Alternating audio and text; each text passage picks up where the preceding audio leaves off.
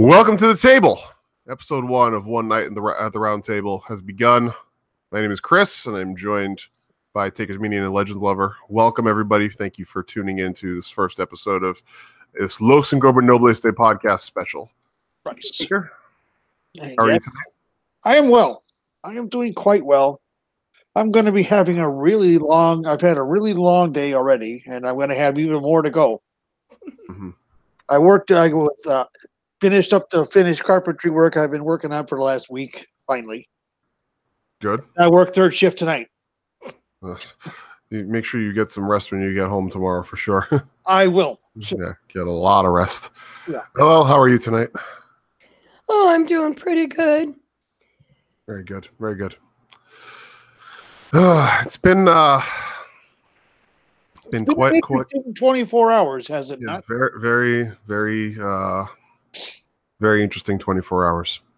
For those of you who have been completely disengaged from the wrestling sphere within the past day, last night Raw opened with Roman Reigns, WWE Universal Champion, announcing that he was vacating the title and taking leave of absence because he apparently has been suffering has been dealing with leukemia for 11 years, and apparently it has made a return to his system.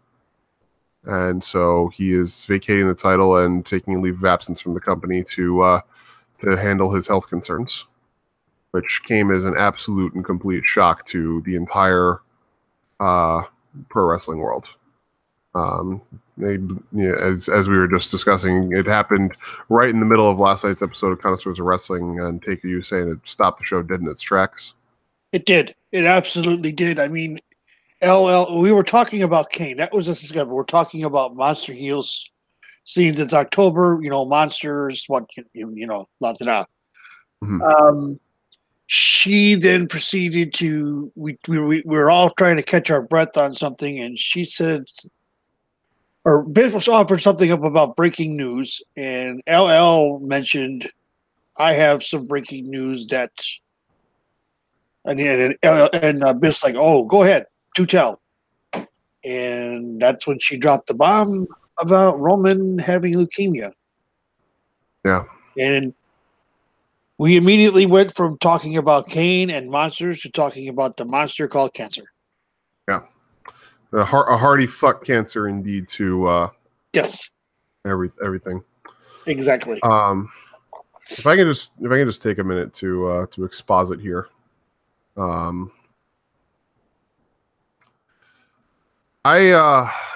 had a cousin, my cousin Kelly, who had leukemia, and she died at the age of 10 because of leukemia. This was back in 1992, 93, I want to say. She's the same age as my sister. I didn't know her very well at all. My dad is one of 10 kids, so we had a huge family, and he, our family, we all lived up in Rhode Island. My Kelly and her family, they were down in Florida. And so I didn't know her very well. I don't have very many memories of her. I know what people have said about her, that, she loved sports and she had a very boisterous personality, just like her parents and her two sisters. And that, she had a great love of life and, was a really good kid. But I didn't really know her. In fact, you could probably count on one hand the number of times we were ever in the same space together. And, thinking back to that now, it really saddens me, because you never really realize, what you never really realize what people lose when somebody leaves their lives. But more importantly than that, you never really realize just how much someone misses out on when their life is taken from them by something like this. Mm. And this last night reminded me of that, but it also was a very sobering moment for me, because Joanna Y is only he's exactly 51 weeks older than me. I was born on May 18th, 1986. He was born May 25th, 1985. He's exactly 51 weeks older than me.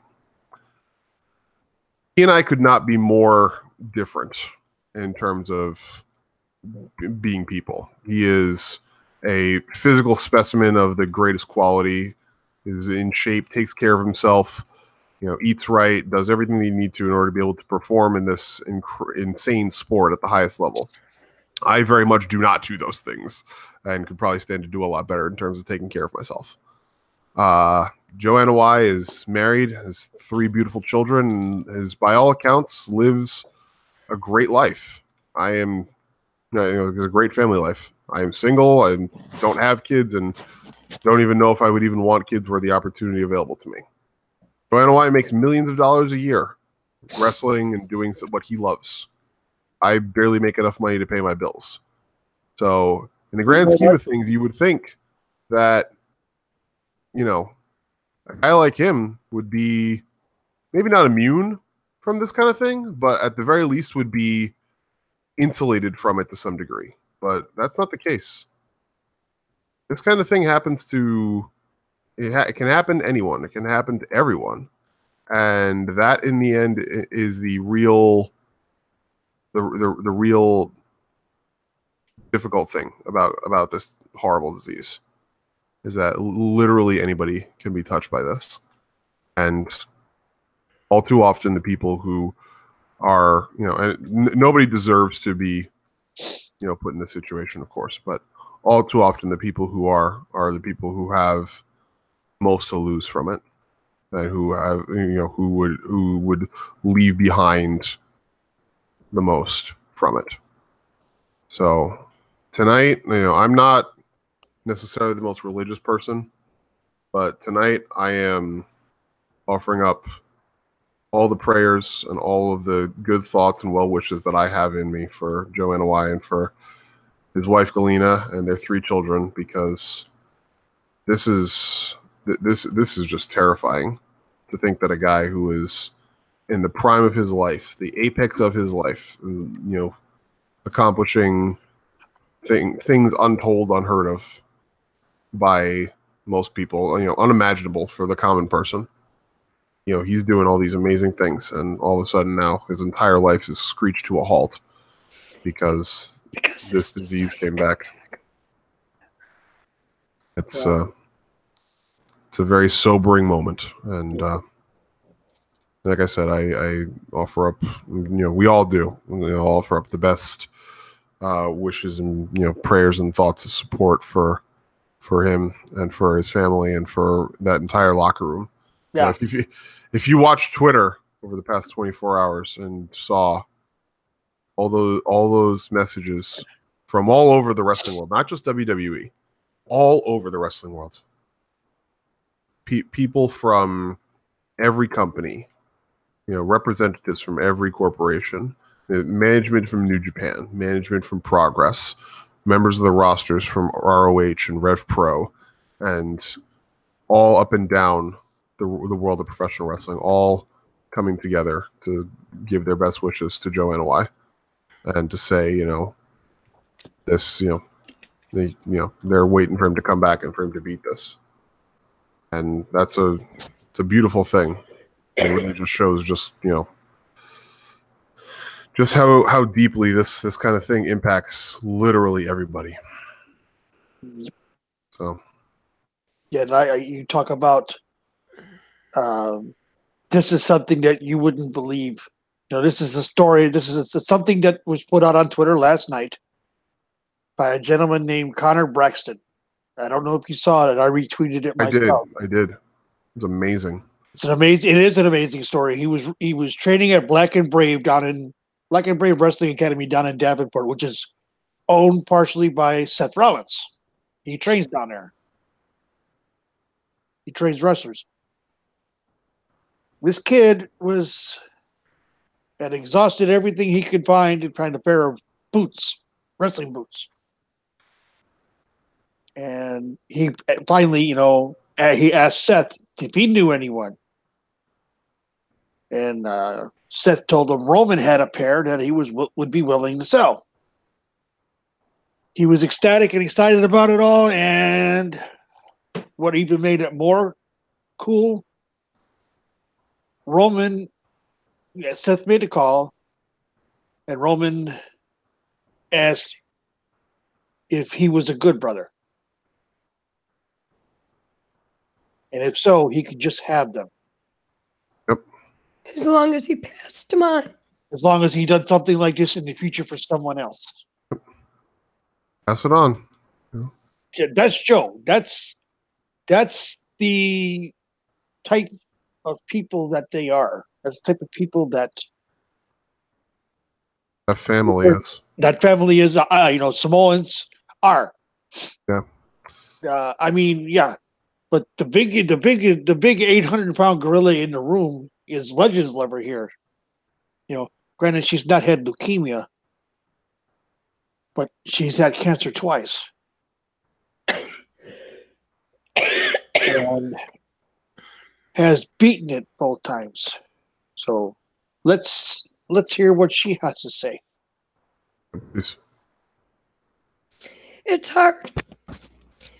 I'm not gonna. I didn't have to go through what Roman will have to go through because of leukemia is a blood disease.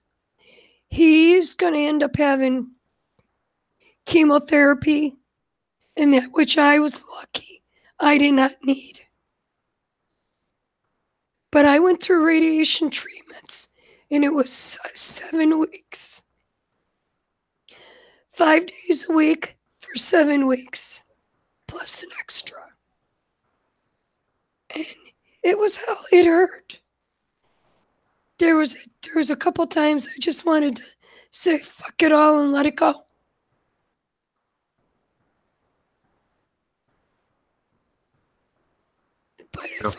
But I fought through it. I mean, my first one, that one was easy. Surgery was able to take care of it. This one here was harder. And my doctor has told me, and he has told TM outright, that I will get it again. Just don't know when, and just don't know where it's going to show up this time. But I will get it again. And ladies and gentlemen, that explains why her voice is the way it is. Yeah. Her last bout with cancer was on the voice box and vocal cords. The radiation, there's a lot of scar tissue there. Her voice is getting stronger. It's been 8 years now, right? Yeah. And she, yeah. There were times we were driving truck then, and I was out on the road because we were trying to make money because we were owner operators. The truck don't make money unless it's moving. Yeah. And there were times where she would call me and she says, I just don't know if I can do this anymore. And here I am fighting with my own emotions, dealing with my emotions, burning up the phone lines to other people, talking to them and crying. And then I'm sitting there being the rock for her. And God, it was hard. It was hard. Yeah. I went through so many different emotions. Because my mother died from cancer. My mom's stepdad, my step-grandfather, he died from cancer. Both of my dad's parents died from cancer. My dad had cancer. When I went in for treatment, it was right around her birthday. Yeah. And the thing is yes, he was there with me for me to get well and everything else, but he also resented me. He resented that I was gonna live, and his mother didn't. Yeah. Well, I mean, and it hurts me to talk about that. Even now it does, because I was so fucking wrong. Well, if I can put on the son of a psychologist hat for a second here, I'll say that there isn't anything wrong with having felt like that, because when the mind is coping with grief, it's damn near impossible to control that kind of reaction and response because it's all just raw and uncontrolled emotion. Well, yeah, it had been what, January of 2010, my mother passed, or February of 2010, my mother passed. She was diagnosed what, August, September, or July. I don't remember. So it was still new to me. Yeah. And I said it last night, and Mother's Days since 2010, I didn't really do much or do anything for LL on that day. Yeah. It wasn't until this past year I finally, did something. She came home I came home from work in the morning, and I stayed up. I forced myself to stay up because I left 24 roses and a card sitting on our desk that we have the computer at. And her jaw hit the floor, and she started to cry. And that had been the first time I'd done anything in a long time. Yeah. So it's yeah. When you started the show out with a hearty "fuck cancer," agreed. Wholeheartedly agree. And my cousin that I mentioned is only one instance of cancer having touched my life.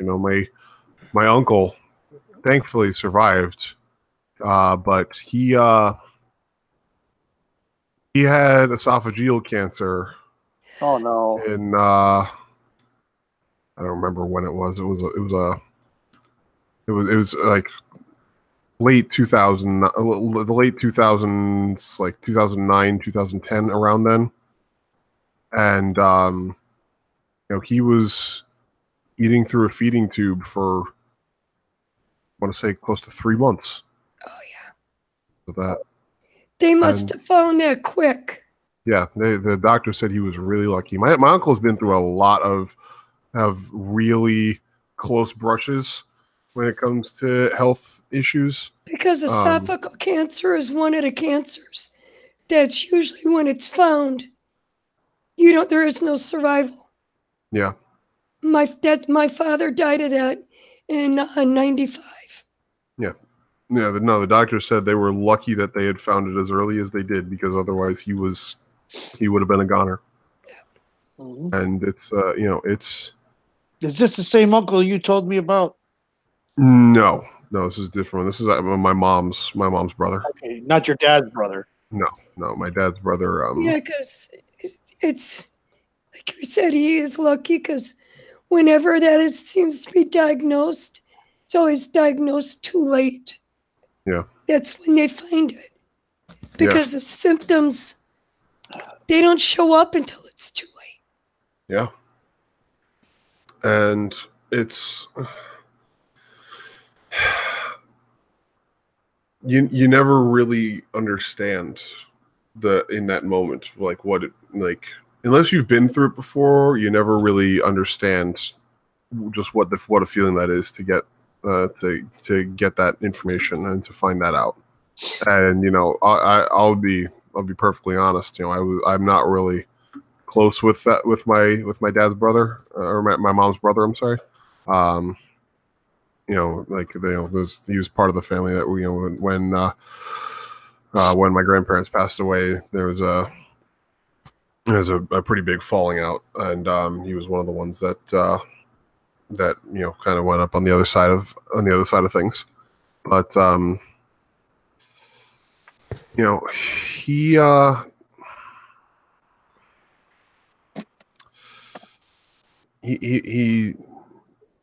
was a good guy for the most part.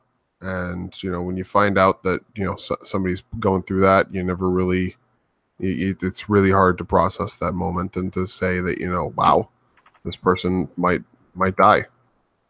And you don't want to accept that fact. No, you don't. It's really, really hard. You refuse to accept. In the famous words of I'm thinking Adam Richmond, not Adam Richmond. From Mythbusters. Adam. God, I know who you're talking about too. Yeah, Adam from Adam goes with a, I reject your reality and I own. Yeah, exactly. And that's what you do. You start to, because when I found out my dad had cancer, I was driving buses over the road and I was sitting at a short layover loading stop in San Diego, or actually San Ysidro, California.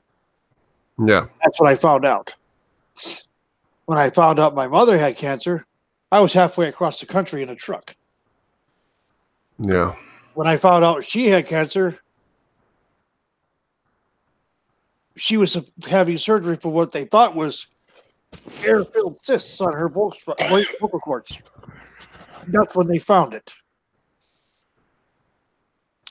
And there is nothing worse than having a doctor pull you into a private room to talk to you. You know something's wrong. Yeah. We've all, hey, everybody says, oh, that's Hollywood. No, it's real. Yeah. They take you away from everybody to tell you. Yeah. Because that kind of a moment is something that is like, you never know how somebody's going to react to that. Yeah, I mean, because the surgery he said was going to take 45 minutes, 30 to 40 minutes. And 15 minutes after surgery started, that's when I saw him. I knew before she did. She was still under the anesthetic.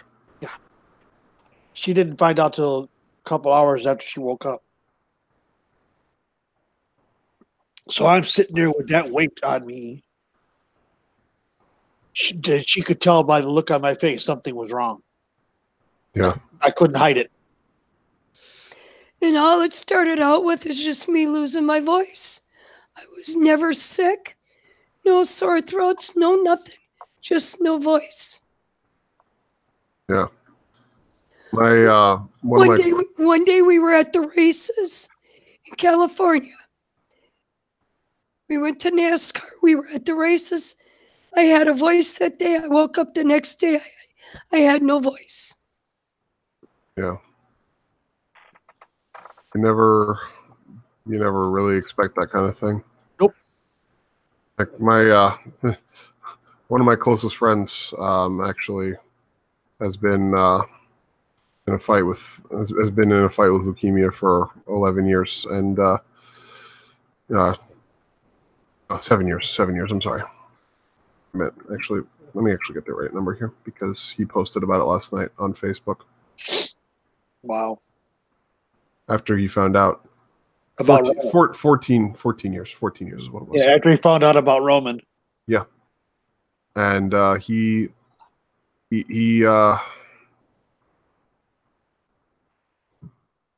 his first experience was he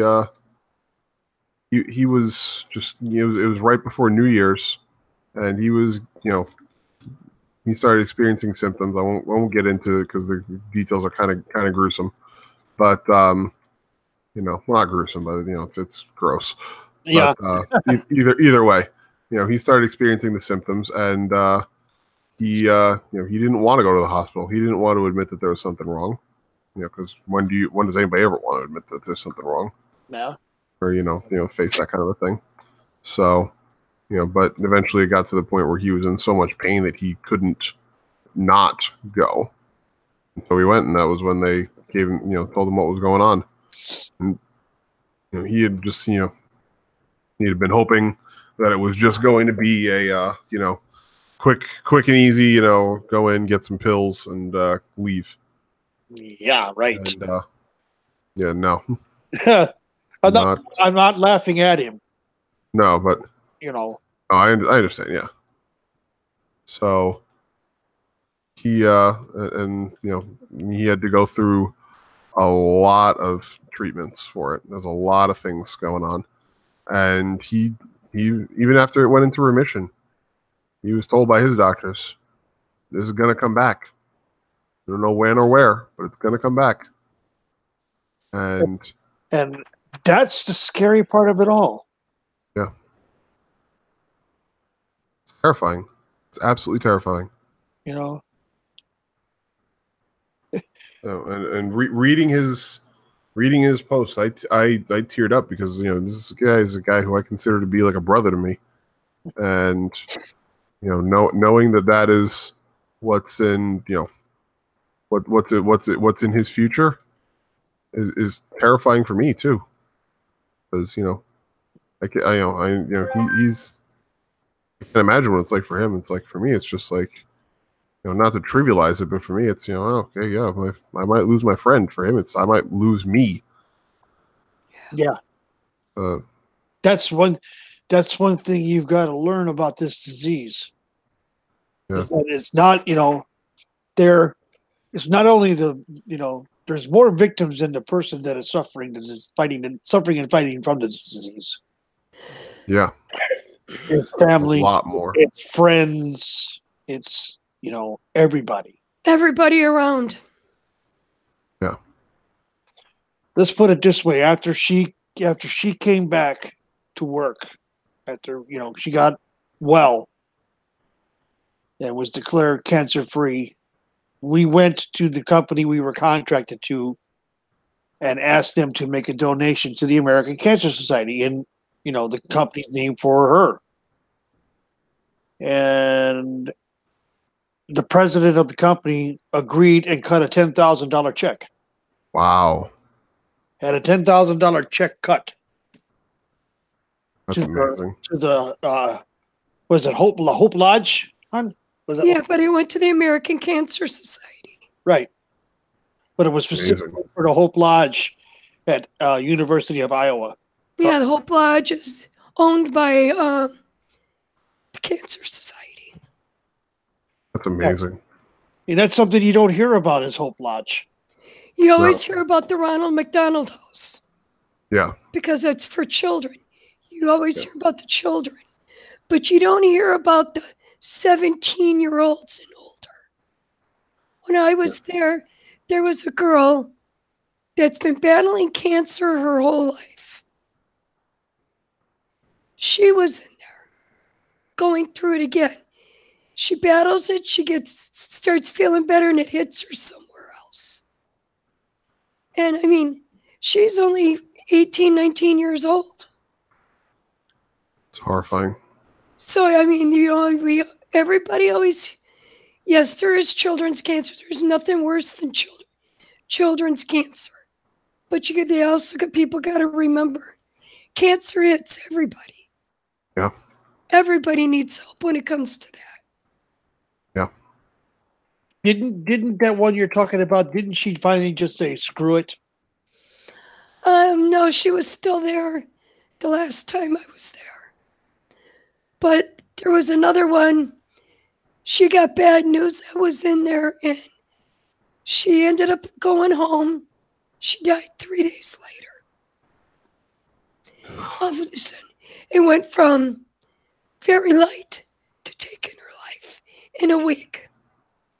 It escalated that bad. Yeah. I don't even know, I don't even know what to say anymore, because it's just like this kind of thing. It literally does affect everybody, literally everybody. And well, you figure once his announcement came out, everybody's felt bad, but almost everybody on this planet has been touched by cancer. yes. It has touched almost every single person. Yeah. I'm not going to get into the politics or the philosophics about how cancer treatment and cancer research is funded or prioritized by governments and agencies and whatnot, because this is not the place for that. But suffice to say, we still have a long way to go. We still have a lot left to do to beat this son of a bitch into the ground. So people got to remember, like I said, everybody has been touched by this somehow, some way. So the people that didn't like Roman, you might not like him as his character, but you got to sympathize with the man. Yeah. because Absolutely. nobody deserves that. Not at all. Everybody in the end, we're all human beings. Whether you are, whether you're a fan of the guy or whether you are, as my co-host on Two Guys One Sport, George says, whether you're a Roman agnostic, whether you hate the guy for his character and whatnot. In the end, at the end of the day, he's a human being, and I really do admire the audience at Raw and the people in the wrestling fan community who actually, came together and said, I never heard a boo or nothing for Roman last night. Not after he made his announcement, no. Mm-hmm. And the thing is like we said, Roman, the character, he even made that distinction. Yep. He goes, my name is Joe. Yep. Roman is my character. Yep. I've been coming out here for weeks, months, maybe a year as Roman Reigns. Well, he says I've lied to people. He didn't lie. He didn't know this was coming back. I mean, kudos to kudos to him for, and like this is kind of a hollow thing to say, but kudos to him for that promo, because like, my God, I don't know how anybody could go out there with that, facing them down and say what he said and do what he did, because that's amazing to me. Yeah, took guts. And people say he can't talk. Yeah. The biggest load of BS that there ever was. There was proof there last night. Yeah. I hope, and I'm not trying to minimize this or make it. I'm trying to find a positive spin out of this whole thing. And I said, yeah, of course. Listen, WWE, when he does come back, because we know he's coming back. Yeah. He will come back. Yeah. Just give him bullet points and let the man talk. Yeah. He could speak so eloquently. He spoke so eloquently last night. Yes, he did. It was one of the, I've said for a long time, when he is allowed to speak with, a genuine emotion, tone and emotion, and to speak in, a human sound rather than these crappy canned promos that WWE writes that don't sound like anything a normal human being would say. He's one of the best people that there is on the mic. But, we saw that when he was having the promo wars with John Cena. Yeah. That was Roman being that was Joe being Joe as Roman. Yeah. And we saw it against Brock Lesnar. Mm-hmm. Those were some of the greatest promos that guy ever cut. Why? Yep. Because they told him, okay, here's what I want, here's the points we want you to cover. Go for it. Yep. Easy peasy. Yep. And then when they scripted it out, they were so stupid. Supper and succotash. I'll never forget that promo. Never. Please don't remind me that ever happened, please. That killed him. That killed the character.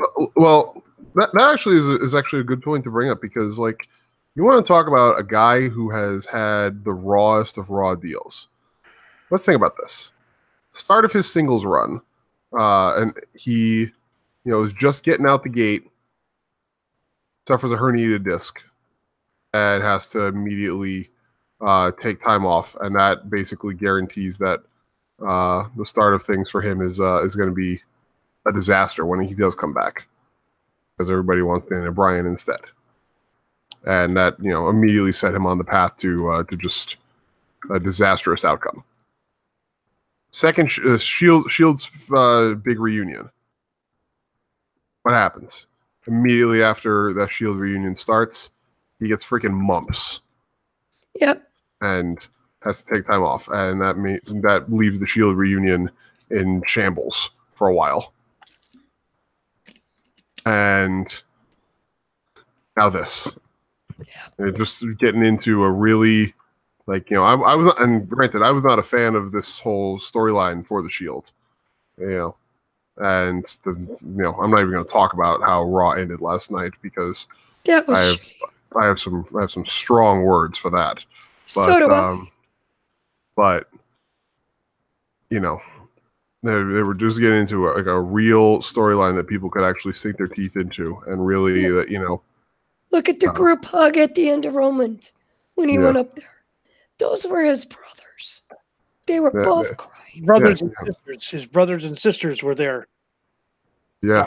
Well, no, we're just talking about the the pose at the end. Yeah. They were his brothers. They were out there. They were hurting for him. That was fantastic. Yeah, it was a beautiful moment. To see Ambrose and Rollins both crying.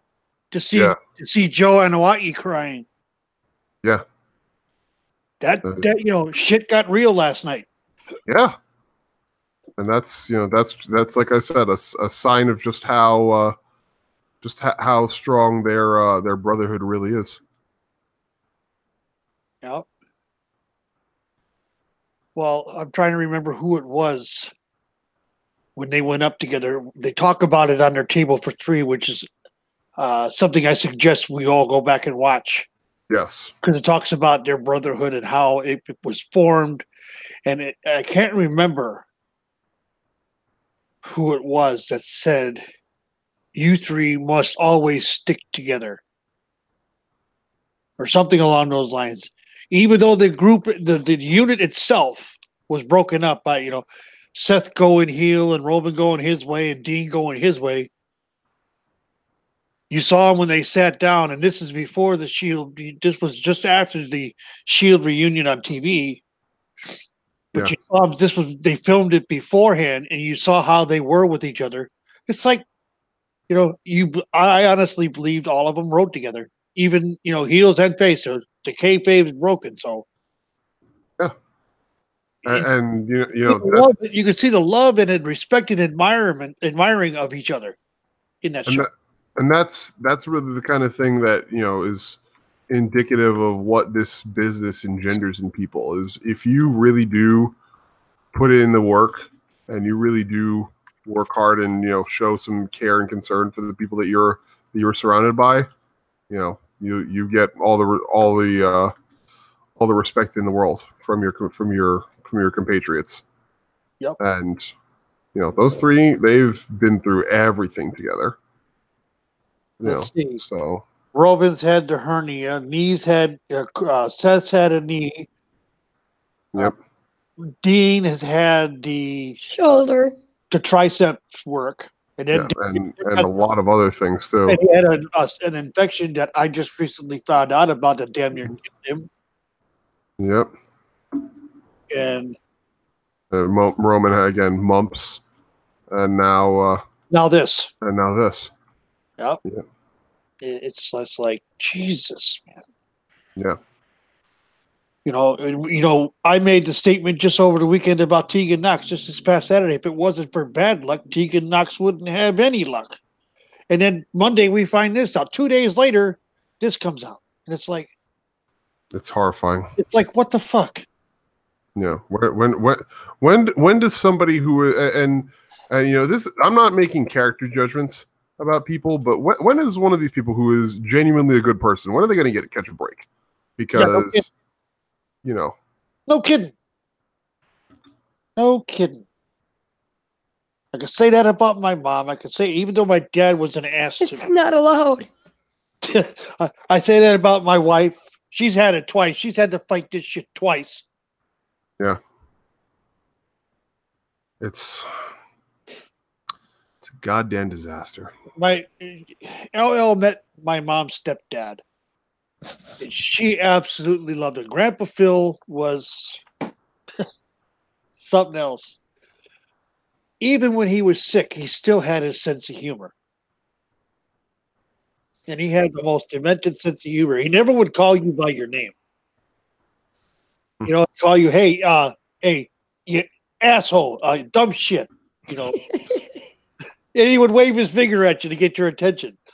Mm-hmm. That was just him. But that's the man who taught me how to set ceramic tile. What's sad, though, is he found out he had stage 4 lung cancer, and he died within a month. of finding out. Yeah. He went that fast. Yeah. Plus, he watched my uncle from my mom's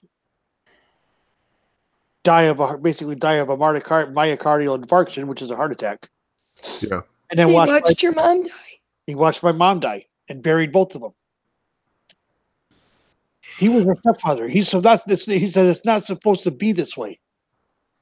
No, it's not.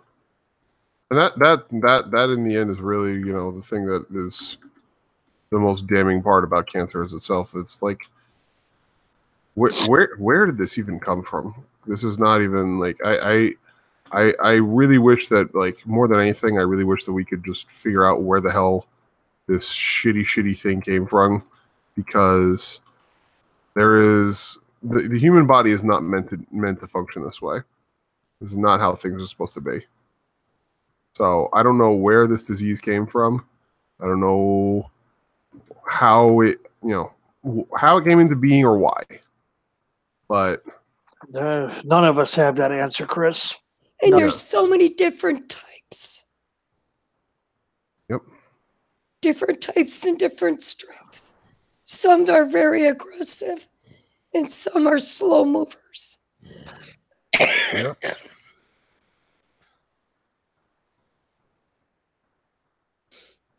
But every single one of them is awful. Yeah, Adam, you're right. He is right. In the chat here, he says the Anawahi family has gone through so much. The high chief, we talk about Peter, died in his 40s. Yokozuna at 34, Rosie at 47, Umaga and Uncle Eddie, Umaga, at 36. Some of that stuff that was brought on themselves, but still, that's a lot. Yeah, it's huge. And there They're again, all real young. There again, parents burying their kids. Yeah, it's abominable, disgusting. You know, with the, like I told you last night when we talked, when the move is complete, we're going to have a link that is going to link you directly to the Cancer Society, American Cancer Society. Yeah. And it'll be there. If you wish to donate, that's fine. If you do not wish to donate, that's fine as well. We're not requiring that.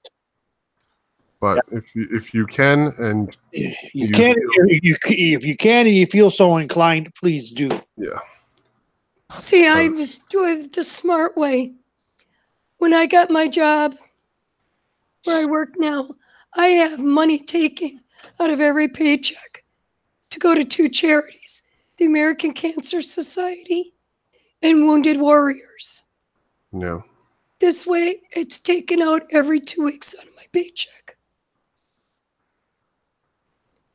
Gotta give back.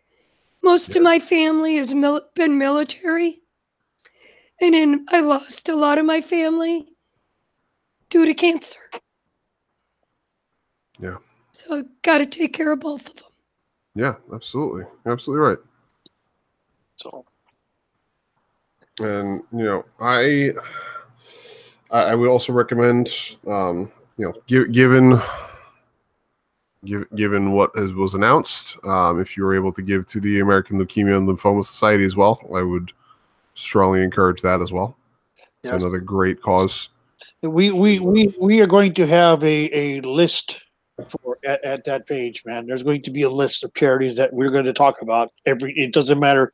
That's going to be one of the requirements of the being on a network. You have to mention one of them.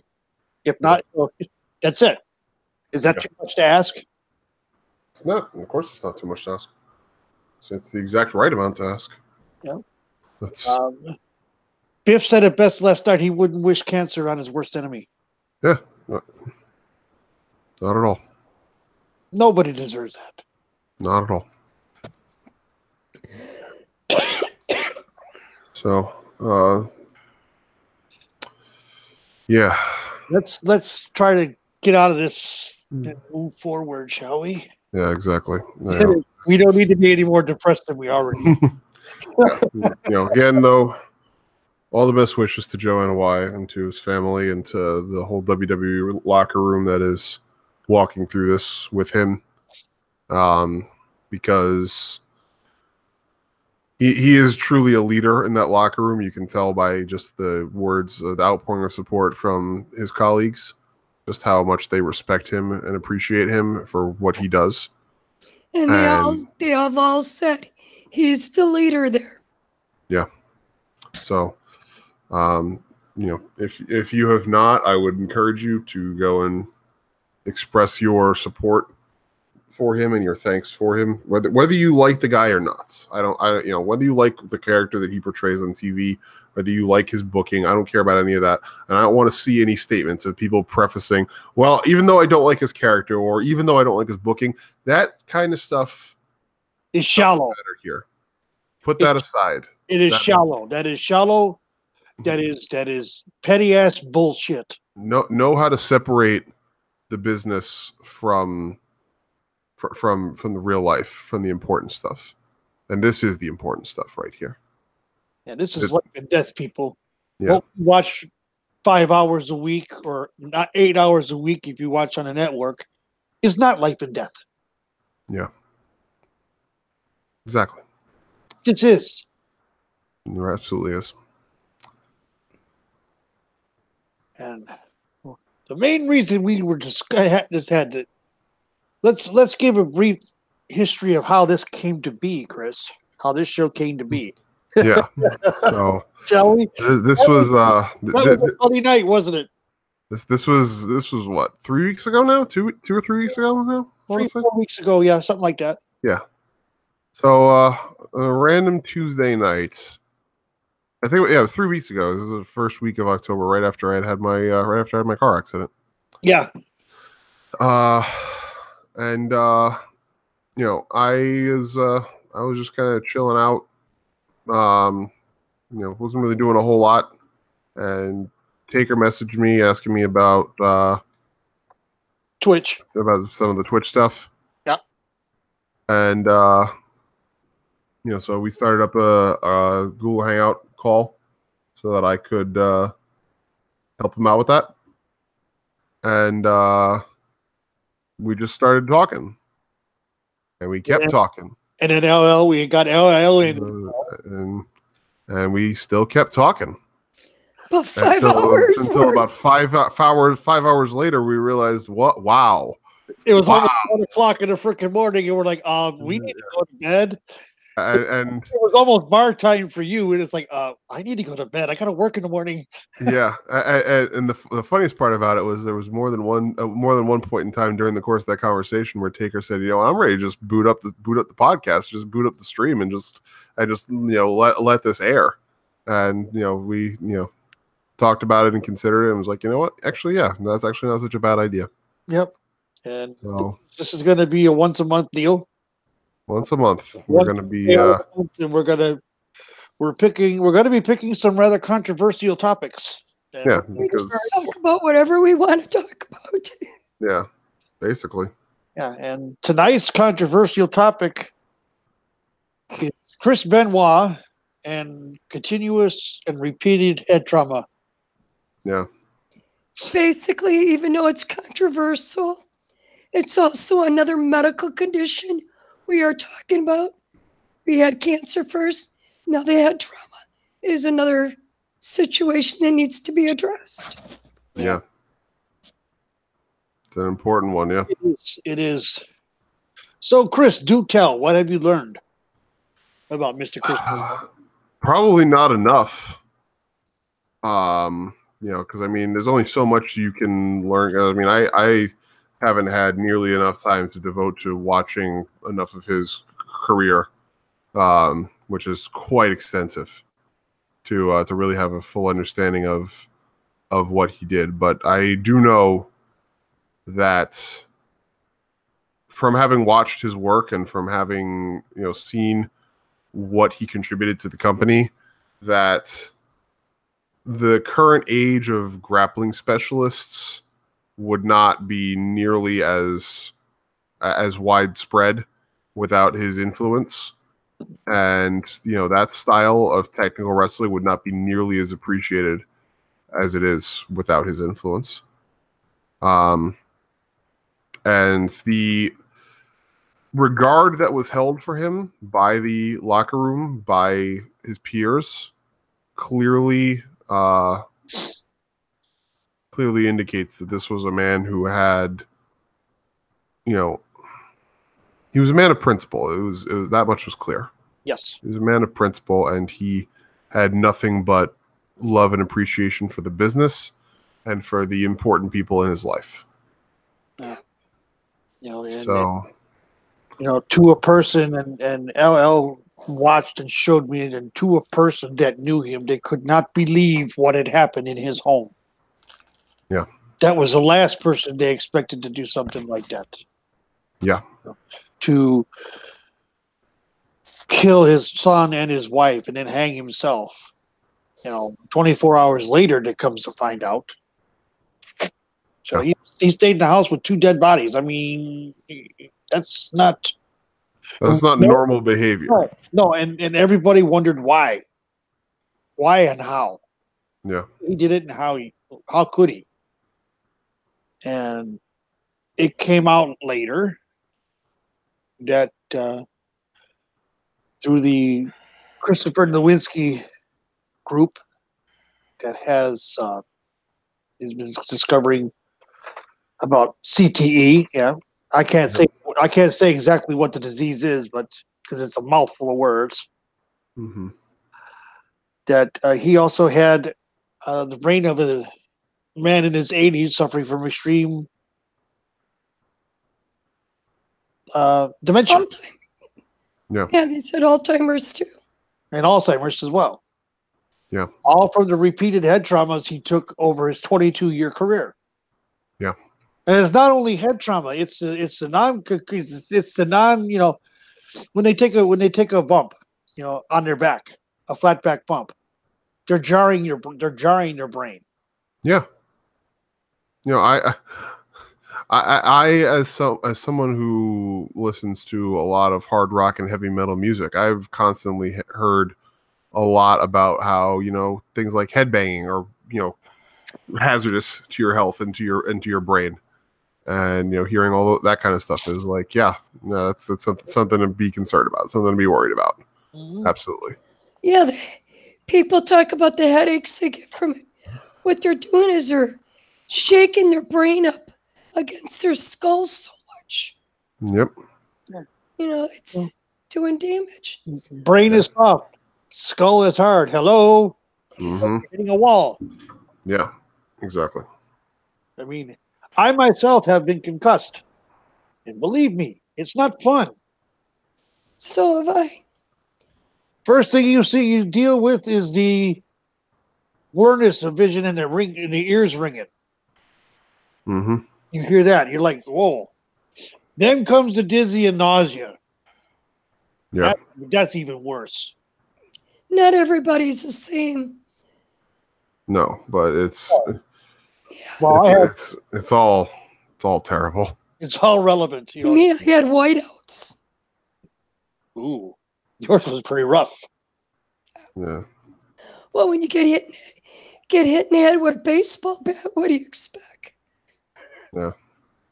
I've been fortunate to never suffer concussion, but I know people that have, and it's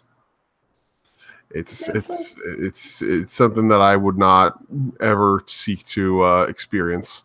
No, not even once. Both of mine were due to baseball. Yeah, mine was playing softball. Well, getting hit with the bat was softball. Getting hit with the baseball was regular baseball. Yeah. I was playing catcher and got run over by a guy that was about 5'9", 225 pounds, a Samoan, running from second base on a single. So, he had a full head of steam up when he got there. Yep. And he threw a shoulder into me and knocked me back 12 feet. Yeah. Well, then. I was playing catcher and I got smacked in the head with the bat. So yeah, but Chris was one hell of a worker in the ring. Chris was one hell of a wrestler. Yeah. We all know why he's not in the WWE Hall of Fame, even though he should be. What happened outside should not be taken into consideration, because you look at, there are some folks there in the Hall of Fame now that have rather shady pasts. Yeah. Slipped under the rug. Yeah. It's I don't want to say that it's a double standard, because to be to be perfectly objective, yes, what he did, from an objective standpoint, is horrific and intolerable. And intolerable. Yes, absolutely. But it's important to still be mindful of the fact that with anything that involves the brain, and with anything that involves that kind of repetitive trauma, there is no way to ever predict how that will happen or what will happen there. There's no way to predict someone's behavior. Not at all. Yeah. With Chris Benoit, the sister-in-law came up and did an interview. It was about 8 years later. She finally talked about it. But it's come to, some people were saying it was drugs. Some say it's the brain. But there's also another aspect that was going on even with the brain damage, is all the grief that he was going through. Because friends of his in the business were dying, 1, 2, 3, one right after another. Yeah. And you take somebody that's got that kind of damage, and you keep putting on a lot of that grief with it, you never know what's going to happen. Exactly. Well, yeah, his best friend, we all Eddie know. Guerrero. Yeah, was Eddie Guerrero. Yeah. And he died, 2 years before? He died a year, 2006, that's right. Another friend of his, Sherry Martel, died a week before. Yeah. Yeah. It's you don't know, you do not know, no one knows their breaking point, even with a brain that's fully functional and normal, let alone with a brain that's been concussed several times and has repetitive hits through his body and all that stuff throughout his career. And not that we're giving him an excuse for what he did, because that is not what we're doing at all. No, not in the least. No, I would, what I thought, when I found out what he did, I thought it was terrible, disgusting. You can't condone what he did. I'm not condoning what he did. I'm not condoning. No, absolutely not. None of us are condoning what occurred. We're looking at things that could have caused it, and the things that could have caused it, how it could be prevented from somebody else. No. And that's really the most important thing, is that these kind of things, it's not unavoidable. It's not, something that is, unable to be prevented. Everybody who works in this business is taught how to protect themselves. And yes, of course, accidents do happen. We all know that. We've seen it. We've seen it. But by the same token, there are definitely ways to not put yourself in that circumstance. There are ways to avoid that circumstance easily. Yes. So it would behoove everyone to be mindful of that, and to be, understanding that when push comes to shove, what happened to Chris Benoit and what he went through while horrifying and tragic, it is not something that is an automatic sentence. This kind of thing is capable of being avoided and worked around if you are smart and if you are willing to be, sensible about what you do in that ring. People also just got to watch symptoms. I mean, look at depression, anxiety, anything. Doesn't seem right. It seems like out of character. Yeah. Say something. I will say this. I will give credit to WWE where credit is due.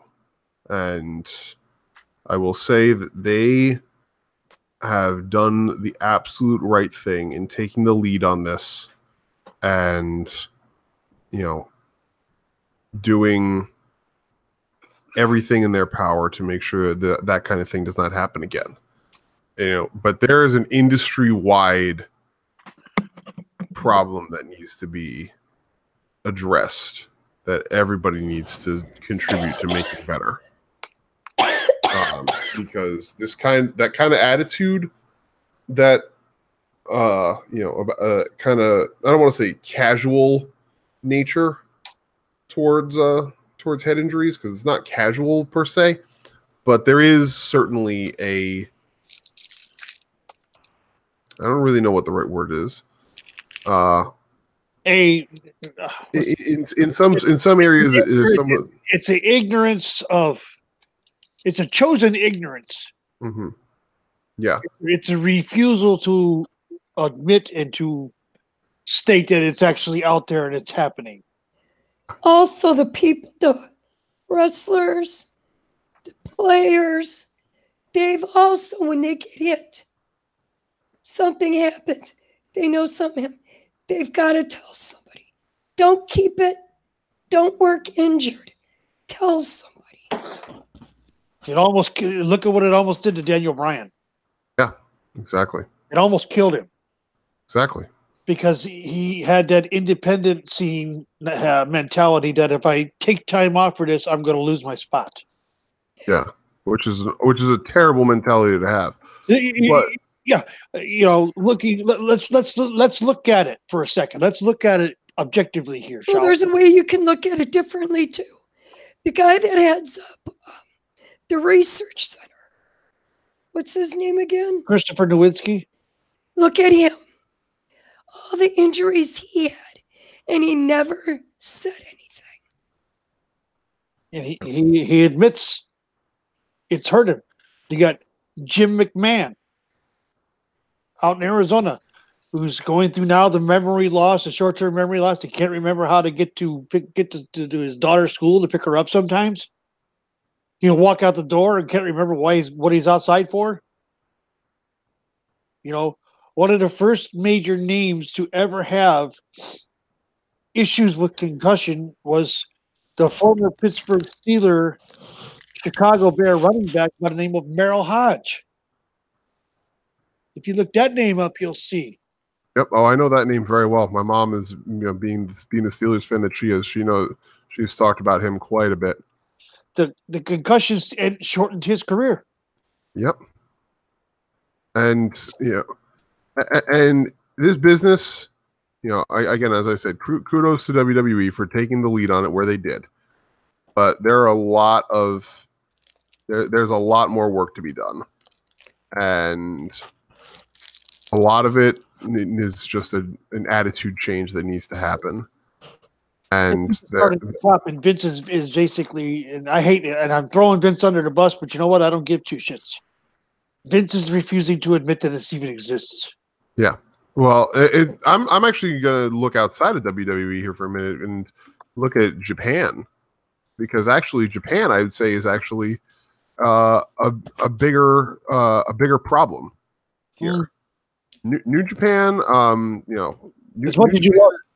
New Japan still has their wrestlers taking chair shots that, by all accounts, look unprotected to the head. And while it does look like their chairs are worked, that the bottoms will pop out of them, and it still is just to even to show that for the second biggest wrestling company in the world to even show that is problematic. Yeah, I mean, and Impact doesn't even do unprotected headshots. And just this week, I watched a match. I watched recaps of a match that happened in Stardom, and one of the wrestlers in Stardom was took an unprotected chair shot. Jesus. Again, same thing like it would be in New Japan. Stardom, the chair looked worked, but Stardom still the is a same promotion, correct? Yes, they're a Joshi promotion, all women. That's scary. Yeah, that they've got the women taking what looks like unprotected headshots. Yeah, scary as hell. Well, I saw an old Joshi match. I can't think of who they were, but they did a pile driver on the announce table. You could actually see the indentation of the woman's head in the table, the crack where she hit her head. That wasn't there before they sat down. They fell back. It's like, son of, are you guys out of your minds? But this is what they do to entertain us. Yeah. That's really that's where it's on us. Yeah. As fans to really be thinking about the fact that, you know what, this is just entertainment. And if people are thinking that it's necessary for them to put their brains in traumatic risk for our entertainment, then maybe we as fans need to have a different attitude about what we are willing to accept as being entertaining or what we were willing to encourage as being entertaining. Yeah. More than anything else. Because go ahead. There are so many wrestlers out there who will do anything to try and get themselves in a better position with the fans, because they think that's what they need to do. I think that's like required.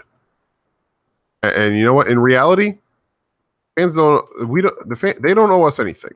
We as the fans, they don't owe us anything, because we're the ones who are seeking the entertainment. As long as they're out there, doing what we pay, what we paid to see, then you know what, they don't owe us anything more than just to continue doing that. It's not on them to put themselves at excessive risk.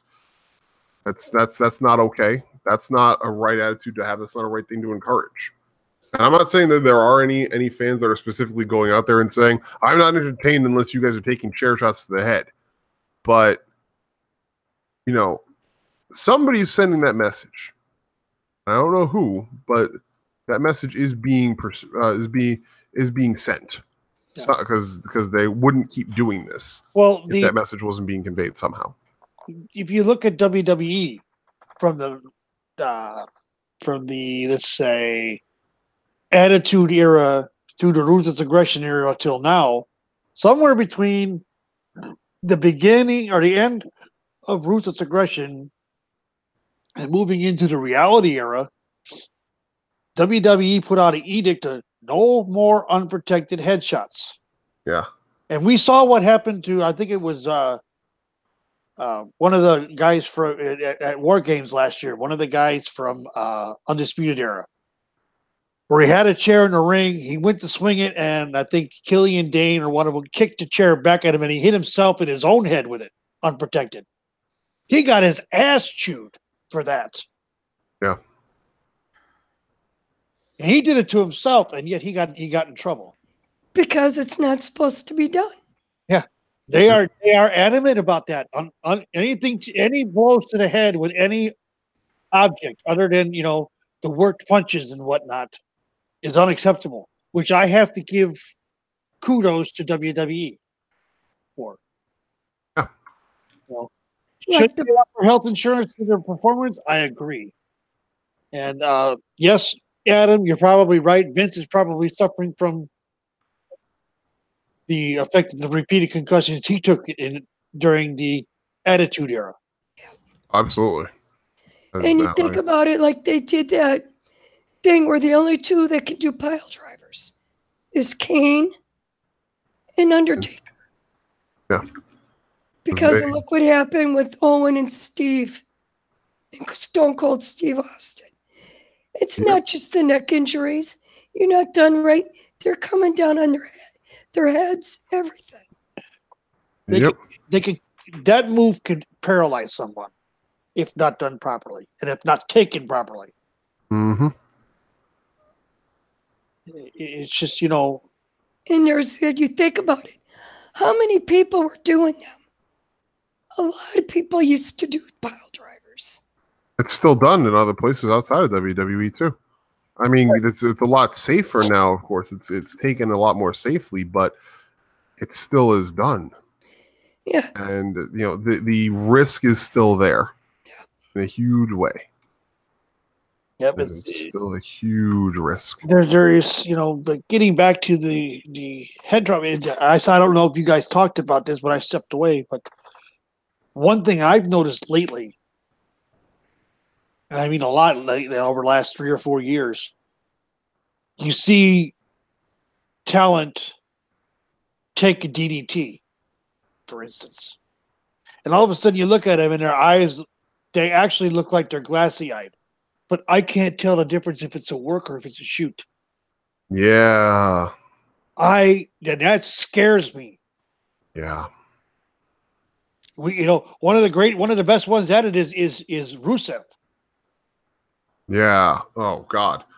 His sell. I mean, people. You know, I don't give Rusev credit for much. I'm not a fan of the guy, but you know, his selling is always on point. But you know, this is getting to a point where it's like maybe don't sell it quite as much, buddy. Yeah. You know, because if nobody can tell the difference, how can you tell if somebody's really hurt? Yeah, exactly. What are they going to do when he actually needs to be? When he actually needs the attention, needs the medical attention. Yeah, you know, you look at.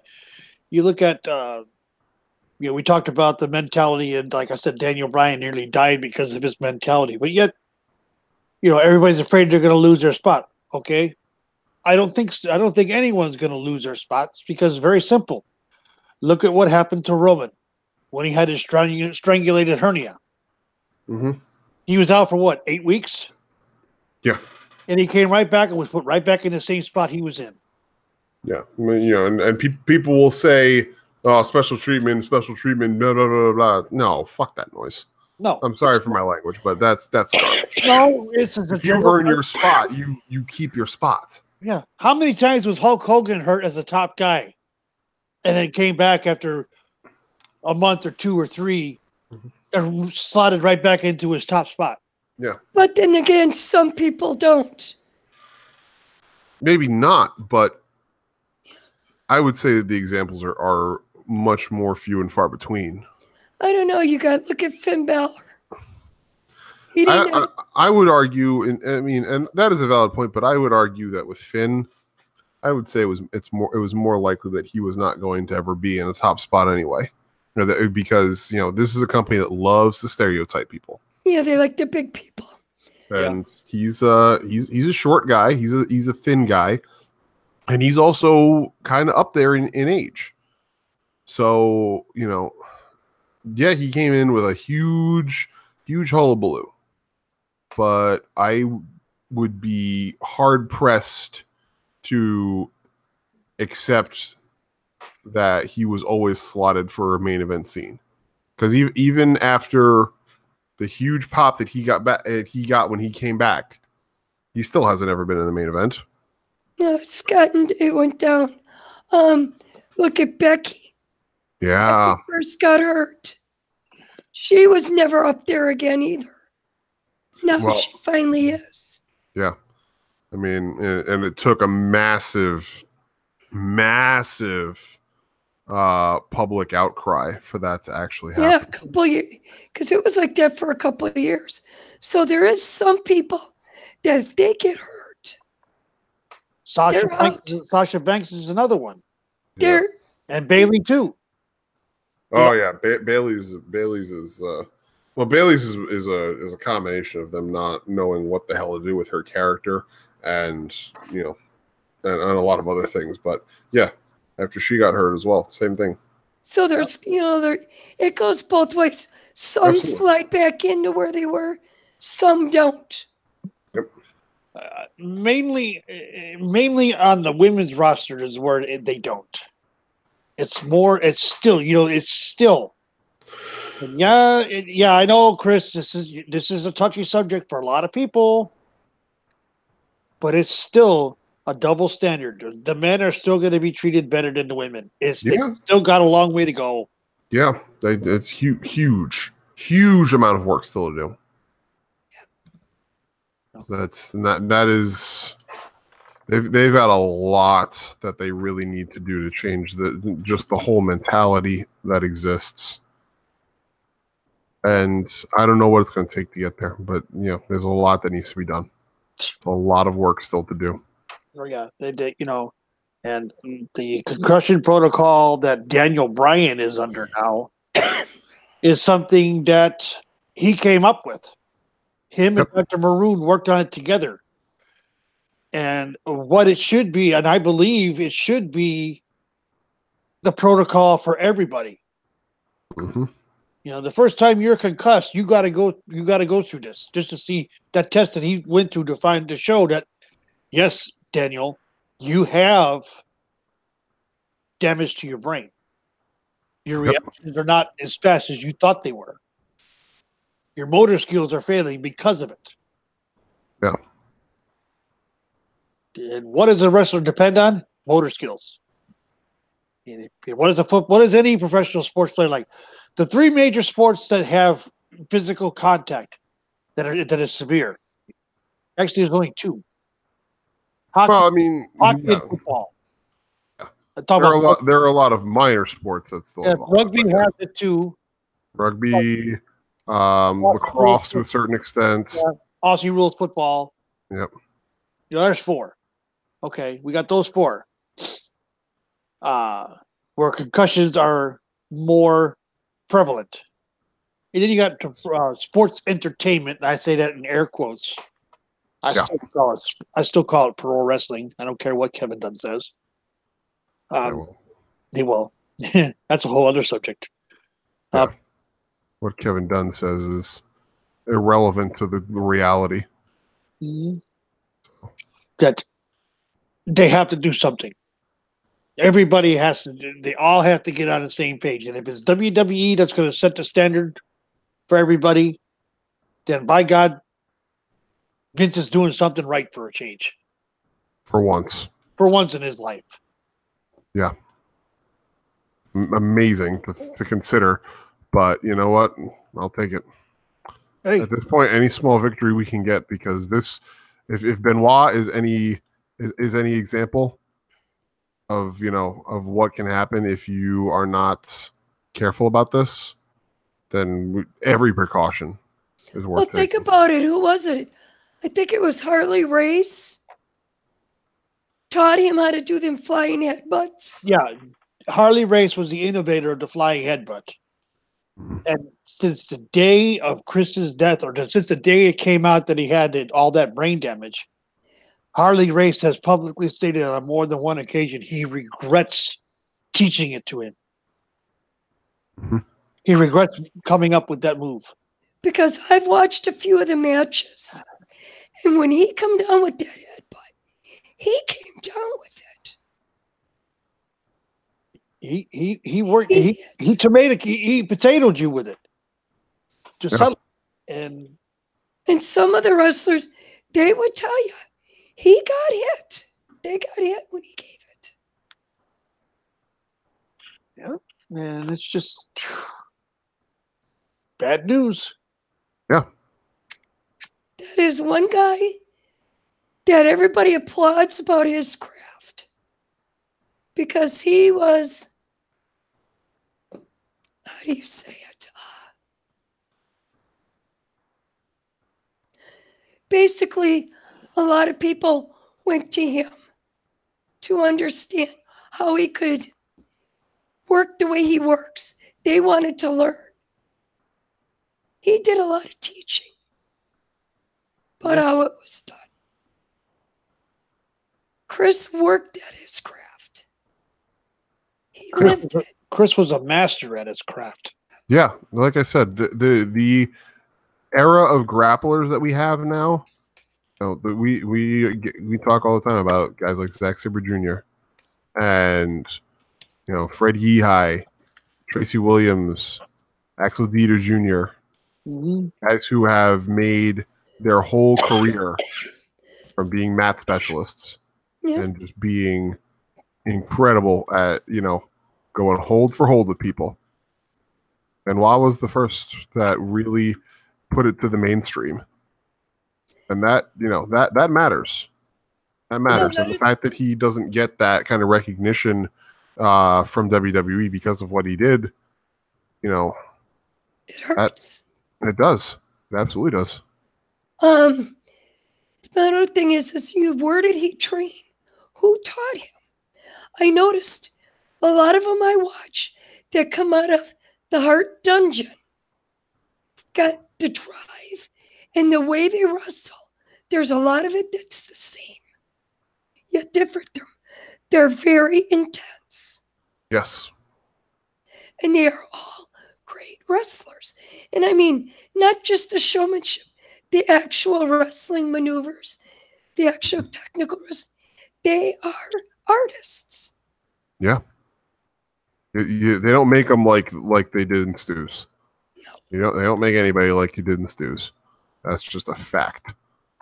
No, you look at in every match that Chris had with anybody, and I mean he could take. We've all heard the statement that Triple H will wrestle a mop for 3 hours and get the mop over, or the giant pencil match that Brian Pillman had. Chris Benoit could have a match with himself and still get over. Yeah. You know what I mean? He just himself. No props, no nothing. He can put himself in the hole and get it over. And even more than just matches. My first experience ever with Chris Benoit, the first thing that I ever saw of him was a segment that happened probably in the early 2010s, where it was actually might have been the late aughts. Yep. He died in okay, so it was the mid aughts then. So when Paul Heyman was the commissioner on SmackDown, and they wanted something from him. I don't know what it was, but Benoit had Heyman, who has never wrestled a match, has never been in the ring, doesn't know how to work. Benoit had him in a sharpshooter and was making that thing look convincing as all hell, and probably was not even doing a damn thing to hurt Paul Heyman. No, because you can tell when Paul Heyman's acting and when he's when he's not. That was very obvious in that moment that Paul Heyman was in his acting mode. Yeah, but he sold it looked convincing as hell. That looked convincing as all hell, and that's a special kind of talent to take a guy who doesn't work, doesn't know how to how to sell, how to do that kind of thing beyond like the most basic stuff, and still make it work, still get the segment over. And the crowd was on fire for the whole thing because Cena was talking him up, and Chris was doing his thing to Heyman because Heyman was reviled at the time. Wasn't that the whole bar? He had to eat the bar of soap. Yep. Oh God, yes, I remember that now. Yeah. Yeah. That was a hell of a segment. Yes, it was. Because you had Benoit, Cena, I think there was one other, if I'm not mistaken, or maybe it was just two. I don't remember. I have to go back. I think it was just the two of them. I have to go back and look again. Yeah, Chris, it's one thing with him being the worker he was. He could make anybody look good and get anybody over. Yeah. Special talent. Yeah, exactly. It's a Kind special of like someone else that just has recently had to just now has to step away. Yeah. You know, Roman Reigns, special talent, can get. Look, I've said this before, Chris, and I'm going to say it again. Roman Reigns made Braun Strowman. I'll do you one better than that. Mm. Roman Reigns in the past year has had to wrestle pay-per-view matches. Pay-per-view matches. With a non-working fuck named Brock Lesnar. No. Even worse than that. He's had to work pay-per-view matches against the likes of Jinder Mahal and Bobby Lashley, who are both abysmal in the ring. And Roman made both of them look like all-timers. Yep. Special gift. Yeah. And then you look at one manager. There's one manager that could do that too. And that was Bobby Heenan. You take the wrestlers, you take a manager. They all had these guys all had the same thing in common. They could take anybody, mold them, and get them over. Yeah. Yep. Yeah, it takes a special talent. Just imagine this for a second. Bobby Heenan as either Chris Benoit's manager or Bobby Heenan as Roman's manager. So shit. Yeah. Roman Reigns with Bobby Heenan as his mouthpiece. Oh shit. Mm-hmm. Print money. Print the damn money. There are no good managers anymore. But we digress. Yeah. Bottom line is that, Chris Benoit, yes, what he did was awful. There's no denying that. But history owes it to him. The company owes it to him. And even more so, they owe it all to the fans as well. To give that man the proper credit that he deserves for his wrestling career. For having been a contributor to that ring. For the career he had, for what he did for other people. Yeah.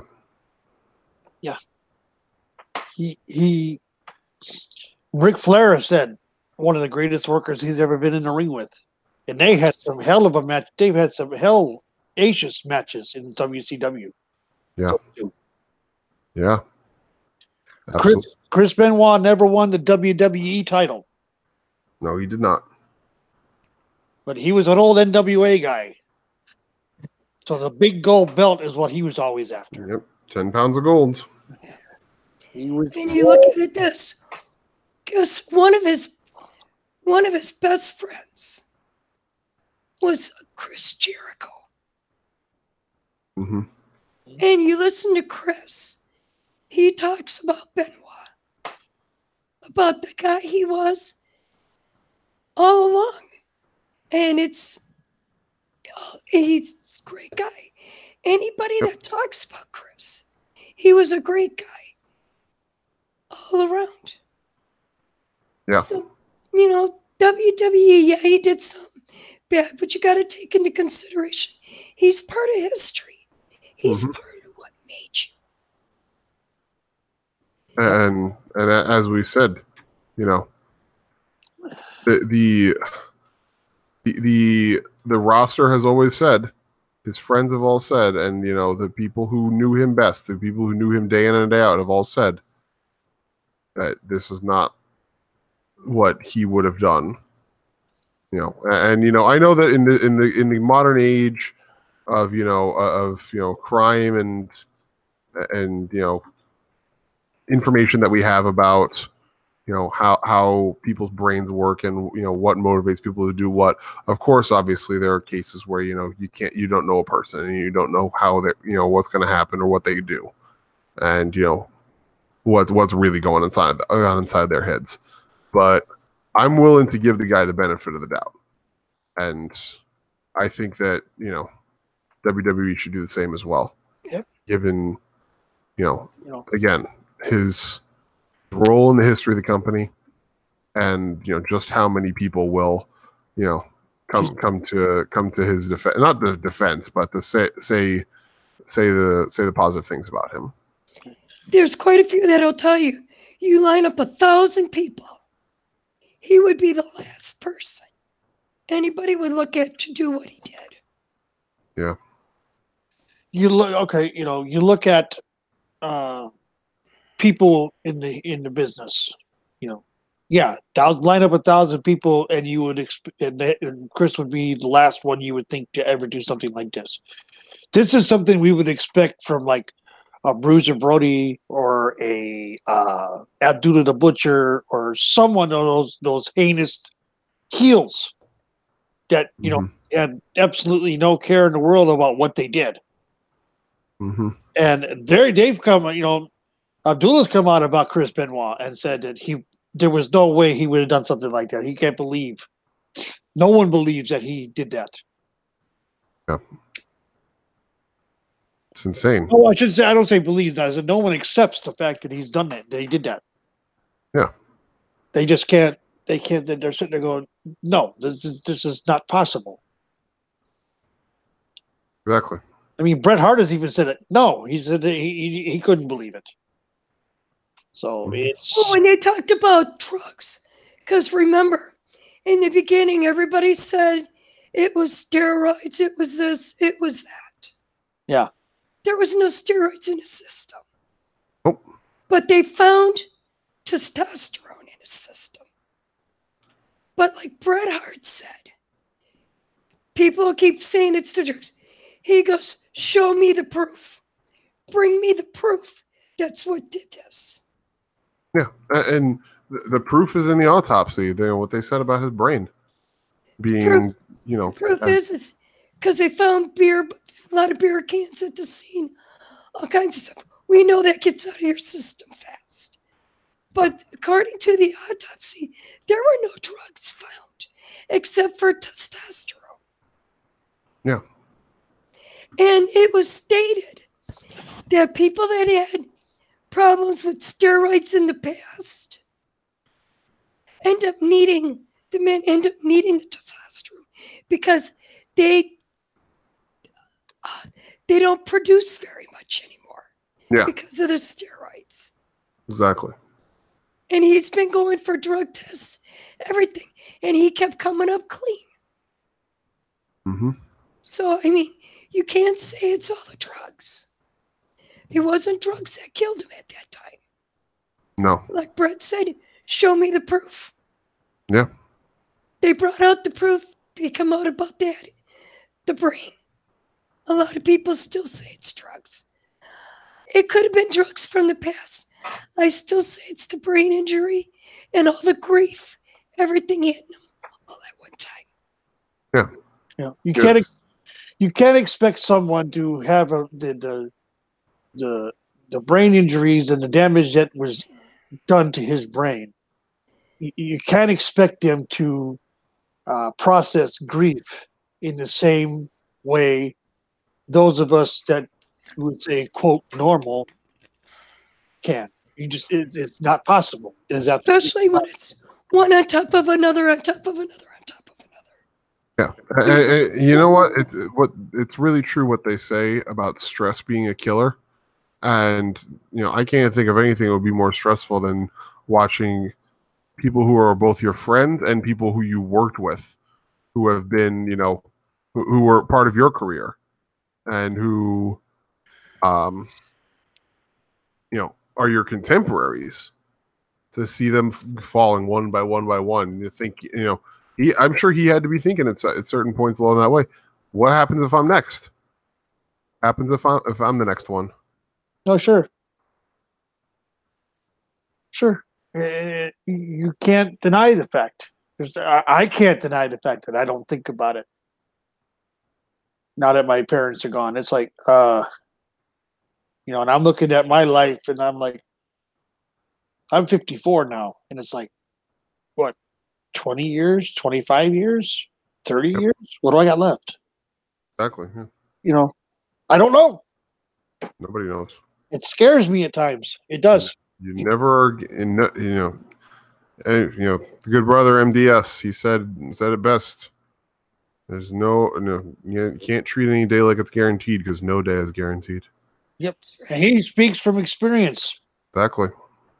You know, having lived through that, having lived through what Romans lived through and is going through again. All you could do is live it one day at a time. Exactly. And you treat every day as your last. Yep. Yeah. Do the best you can for each day. Yeah. Yep, and that's even you, Chris. Do as much as you can for yourself and for others. Always think of others. Exactly. Yeah. Others above self. We always have to do that. Absolutely. Because even though it's not quite a disease, I've got somebody I care about that just got put in a nursing home that was told he's got less than 6 months to live because of heart problems, heart disease. He's heartily functioning, maybe at 20%. Yeah. So it's like he's spent the last few years doing everything right, but it doesn't matter. Yeah. Anything can happen. Yeah. Anything could take you. Exactly. And Benoit leaves behind a wife and kids. Well, no, he didn't leave them behind because they were. Yeah, no, He but left behind. He did leave behind kids. Yeah. 2 children. And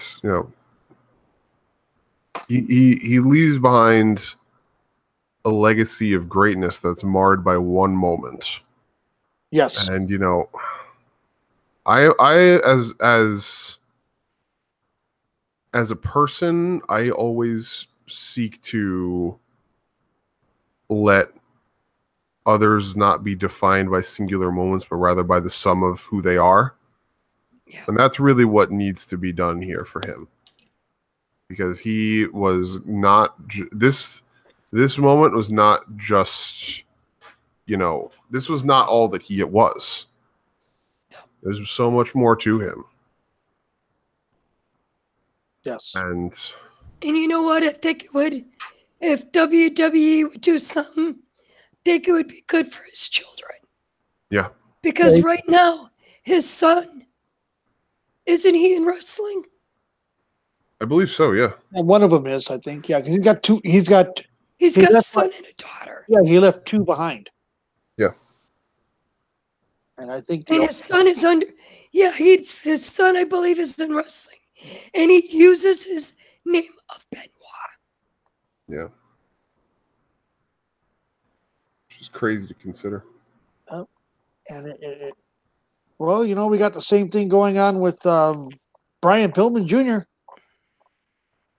Yeah.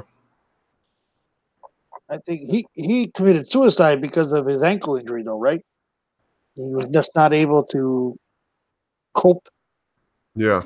Or was it that he OD'd? I can't remember which. There was so much going on with Brian Pillman. Well, look at how many times he fought cancer. He was fighting cancer all his life. Yeah. That's something that a lot of us didn't know. He was in remission. I mean, it was since he was 2 years old. He was fighting cancer. Yeah. And you were talking about the teenagers that you knew from the hospital that you were at. It's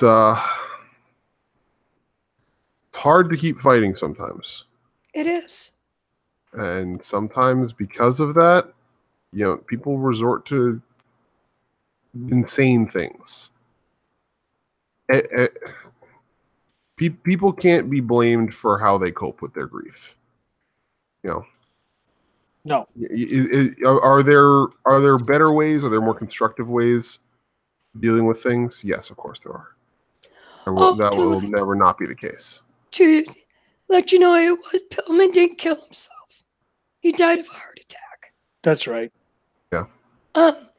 He near the end of his life, He was fighting with WWE, that contract he signed, to get as much money as he could because he wanted to make sure his family was taken care of.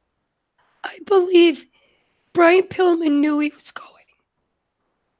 Brian he was a ticking time bomb his whole life. Yeah. I'm sure as time has gone on and as, you know, as more medical information has come about and as people have, you know, learned more about how different parts of the body work and how different things work over the course of time, I'm sure that more and more of these guys are just, you know, at the stage of wondering when is it going to be my time. You know, it's kind of crazy to think about, and you know, I don't mean to be flippant about this, but it's kind of crazy to consider that the guy who probably drank the most and did the most drugs and had the most wild lifestyle in Ric Flair has outlived so many of these other people. Kind of ridiculous. Although now he's paying for it. Well, yeah, absolutely. Yes, that is absolutely true. But what he means is look at the age Rick is at. Yeah. Look at how long he's lived. Where a lot of these other ones, health issues, accidents, everything, died so young. Owen Hart. Yeah. Brian Pillman. Look what happened to Chris Benoit. I mean, all these people that were so young. Adrian Adonis. Yeah. That's another one that you know.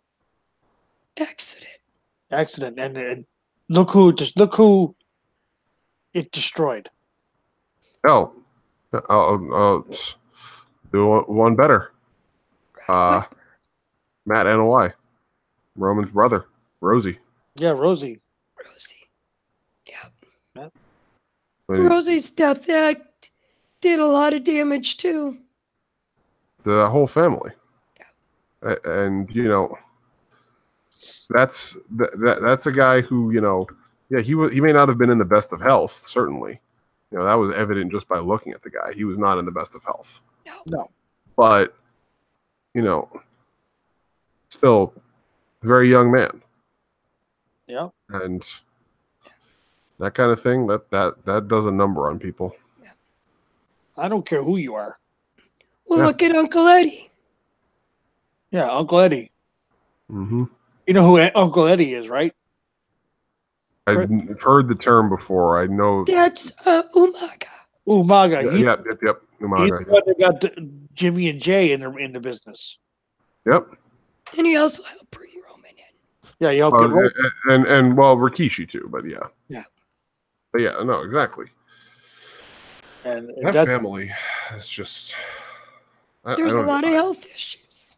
Yeah, I don't know how they have, you know, gone this long, you know, and I'm sure that, you know, Afa and Sika have probably, you know, thinking, you know, why, why these guys who, you know, the younger version, you figure they're in better health, better training than the older ones are.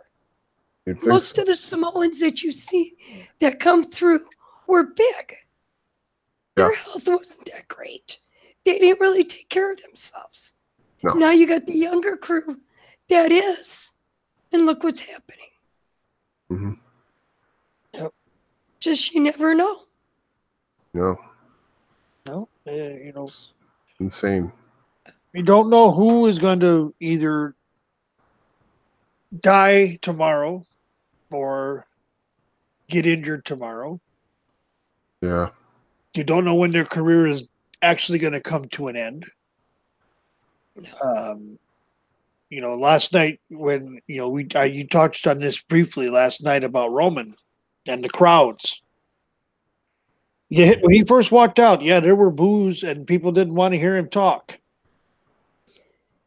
But as soon as he mentioned, you know, he said, you know, I come out here and I talk to you as Roman Reigns. Well, my name is Joe. Once he started that. And he told the people also, whether you cheered me or whether you booed me, you gave me a reaction. Thank you. He talked to the crowd nice, By the time he left, he had cheers and he had a lot of thank you Romans. Yeah, there were no boos when he left, and there was a lot of tears. Yeah, the thing that like really got me, like, because they get the cameraman up in the ring, who's doing the close up shots. Look behind him at the people who are in the front rows there, and you'll see a lot of the guys there who are acting, as often people who just like Roman Reigns do, and just kind of being flippant about him, and making comments, and saying all the things that they do. And watch the changes on their faces as he goes through his speech, going from their typical moments of not really wanting to hear him and be mocking and bad attitudes about him. Then I seen change one to that had confusion, and then change to disbelief, and then just the utter shock and sorrow. I seen one that had like a white hat on, up near the front, holding a sign. And when Roman started talking, that sign fell out of his hands. His mouth dropped open, and his eyes, they were so shocked. Yeah. And that was one of the ones that boo Roman or whatever. You could tell it. On any other day, that guy would have just been booing as loudly as everybody else. And I saw. How about the one guy that we all saw doing the Daniel Bryan no his arms. Yeah. And seeing stuff like that, I mean, the crowd went silent when he said that the leukemia was back. You could have heard a pin drop in that place. Yeah. The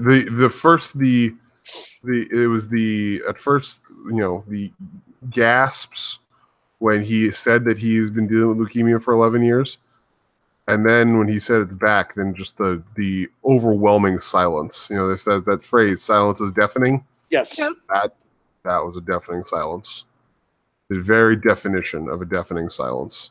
That moment of how, why, it's incredible. Where go that quickly. Yeah. Adam said that Adam's saying here, he says there are people who say they'll still boo even when Roman comes back. He goes, I hate people. Don't hate people. Don't hate them, Adam. Don't hate them. Because they have their right. But I also look at it this way. George and Biff said it best last night. Remember the pop that Triple H got when he came back. Yep. That very first time, I think it was from that torn quad. Remember that pop. Yeah. Or how about John Cena coming back at number 30 in the Rumble in 2008? Yeah. Yeah. That's the kind of pop, if not a louder pop, that Roman will get when he comes back. Without a doubt. You also think about what he said. Whether you cheered me or booed me, I got a reaction. So he and that's really that's why we've always had good things to say about Roman for his mind about the business on my show for as long as we have, because this is a guy who has never really been we talk about guys and girls who are marks for themselves in his business, and Roman has never been that way. He's always valued the business and what he's doing for himself and for his family first and foremost. Oh. And that moment it's not going to matter in that moment whether he gets the boos like he got after he beat the Undertaker at WrestleMania 33, or whether it's the cheers that he got at the end of TLC 2015 when he speared Triple H through the floor. For him, it won't matter for him in one way or the other, because when he comes back, you're gonna hear the crowd go nuts. Yep. Because another reason they'll go nuts for him is because that way he's proven he beat it again. Exactly. He beat the best. I can't say the best. He beat the top. He became a champion. Yep. Because he beat death. Yep. And there's no greater triumph than having beaten that fucker down. Yeah, well, we could say the same thing about Ric Flair. Mm-hmm. Beat death down. True. This will be the second time in Roman's life he had to fight against this disease. He comes back. It proves that he is strong. He can do whatever he puts his mind to. He beat it. People will go ballistic when he comes back. Yes, they will. Mm-hmm. It'll be a pop. I say that because we all heard the expression "Road Warrior Pop." It'll be like that. It'd be like that. It'll be louder than a World Warrior Pop when he comes back. I'm sure of it. The earth will shake in that moment. The earth will shake. Yes. And you know what? That's rightfully so. People, even if they're cheering because he's back, the pop he'll get from coming back, that doesn't mean everybody's going to cheer him when he wrestles. No. They're cheering him because he beat the cancer. They're cheering him because he came back. Yeah. The same thing with Triple H. Yeah, the crowd went nuts when he first came back. Yeah. And what did he do shortly after he came back? Turned heel and turned everybody against him again. Or hell, when Daniel Bryan made his comeback to the ring and everybody cheered like crazy, and then he immediately started getting jobbed out and made to look like a fool. I'm sure people are not too pleased about that. But you know what? When he comes back, whether he is getting cheered or booed or indifferent. Yep. It's just going to be good to know that he survived. Yep. Because in the end, that's really what matters. Yep. Even if it ends up being, and you said this last night, Taker, and as a fan of the guy, I pray that this is not the case. But if he comes back, but says that he can't wrestle again, I'll still cheer because he at least gets to go back home to his wife. Yeah. He gets to go dance at his daughter's wedding. He gets to go watch his sons play sports. He beat his toughest rival.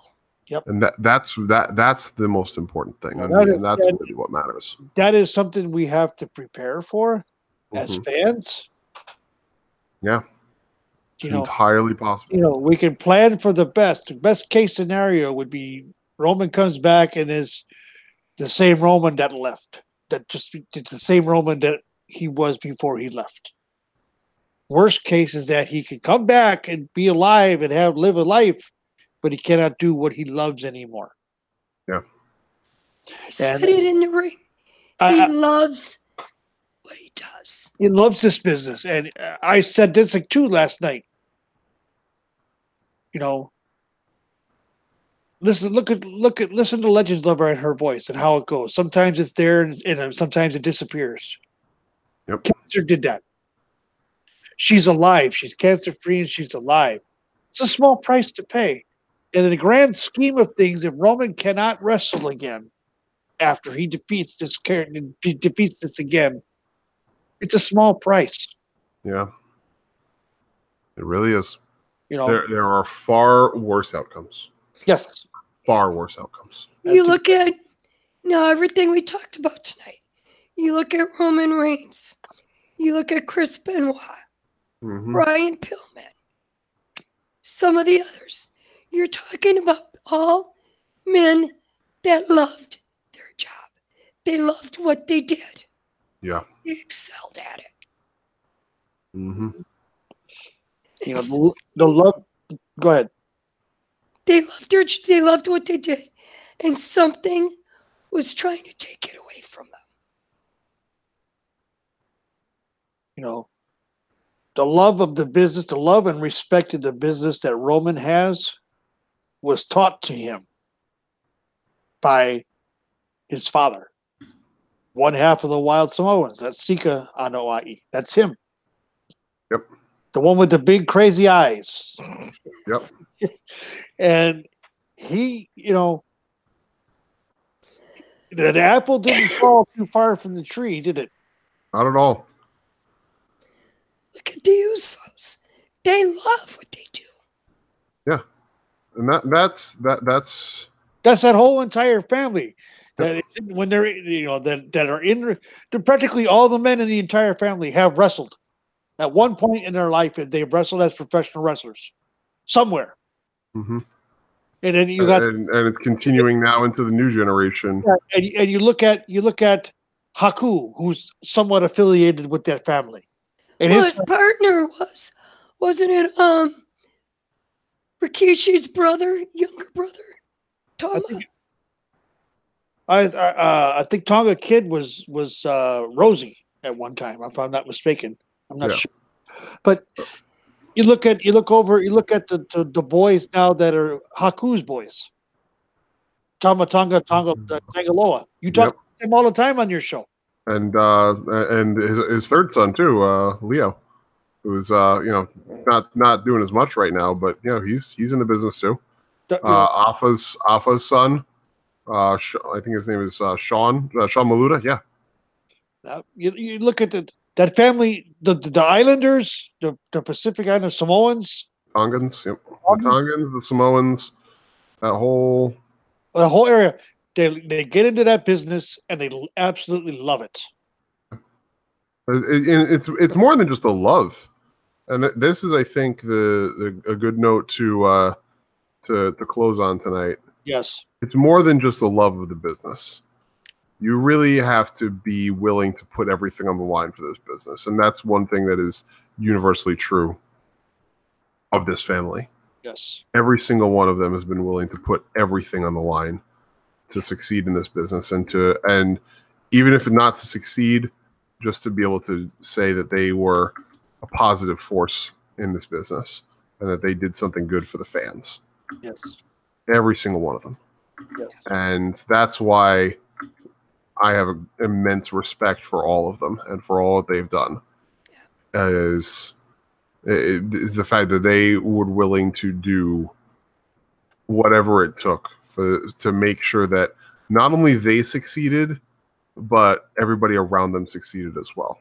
Yep. So a lot of just class acts in the whole family, the whole clan, the whole network of Samoans and Tongans and other Pacific Islanders who are part of this business. They are just real class acts.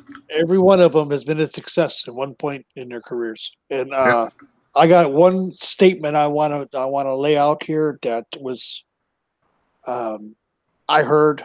We all know who Stuart Scott is. Yeah.